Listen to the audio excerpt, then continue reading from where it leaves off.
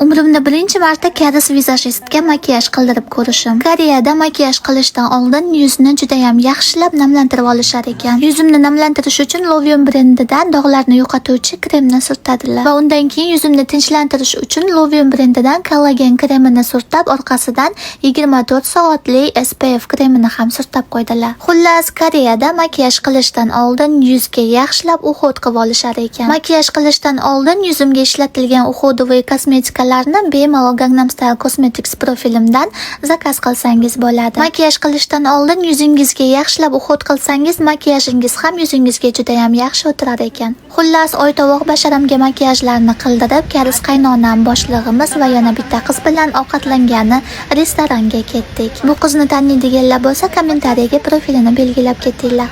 Restorangacha ataga 5 minutlik yo'l edi, lekin boshlig'imiz o'sha yerga ham taksida olib bordilar.